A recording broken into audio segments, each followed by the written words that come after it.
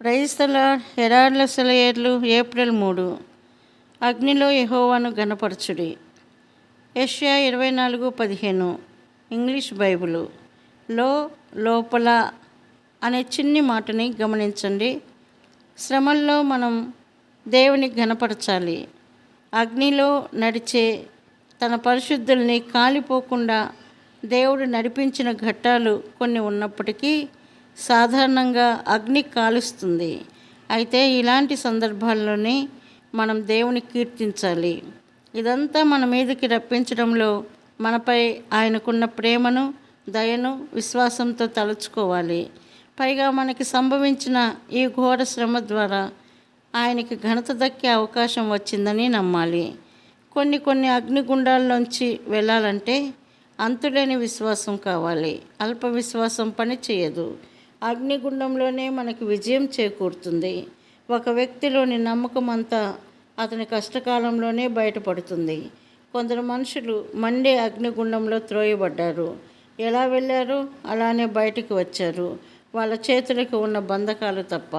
కొన్ని అగ్నిగుండాల్లో ఎంత అద్భుతంగా తప్పిస్తాడు దేవుడు.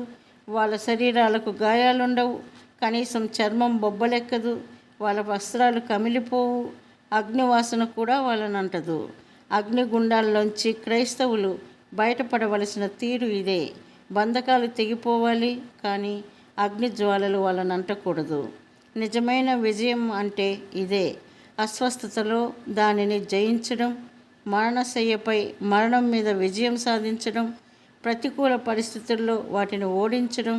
నిజంగా చెప్తున్నాను, ఆవేదనలో మనల్ని విజేతలుగా చేసే శక్తి ఒకటున్నది.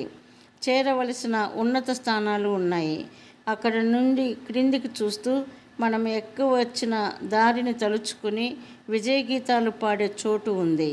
మనం పేదలుగా ఉన్నప్పటికీ మనుషులు మనల్ని ధనికులుగా భావించేలా చేసే మార్గం ఉంది.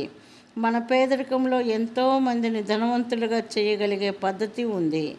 మన విజయ రహస్యం ఏమిటంటే మనల్ని ఓడించబూనుకున్న పరిస్థితులు నిలిచి ఉండే విజయం సాధించడం. క్రీస్తు సాధించిన విజయం ఆయన పొందిన అవమానాల్లోనే. అలానే మన విజయం కూడా. అనేకమైన ఇబ్బందుల్లో మునిగి ఉండి కూడా గణగణలాడే గంట వంటి హృదయం కలిగి ఉన్న వాళ్ళని చూస్తే ఎంత ముచ్చటగా ఉంటుంది. భయంకరమైన శోధనల ఊబిలో కూరుకుపోయి కూడా జయశీలిగా బ్రతికే వాళ్ళ జీవితం ఇతరులకి ఎంత ఆదర్శప్రాయంగా, ప్రోత్సాహకరంగా ఉంటుంది. శరీరం అంతా నలుగగొట్టబడినా వసివాడని సహనంతో మెరిసిపోయే బాటసారిని చూస్తే ఎంత ఆదరణగా ఉంటుంది. దేవుడు మనకెప్పుడు తన కృపామృతాన్ని ప్రసాదిస్తాడన్న దానికి ఇవన్నీ ఎంత చక్కటి నిదర్శనాలు. ఇహలోకపు ఆధారాలన్నీ కూలిపోయినప్పుడు, బ్రతుకంతా అల్లకల్లోల సాగరమైనప్పుడు తృప్తి, ఆత్మధైర్యం, స్వాతంత్రాలు నిండి ఎప్పుడూ దేవుడు ఇచ్చే వింత సంతోషముందా నీకిప్పుడు?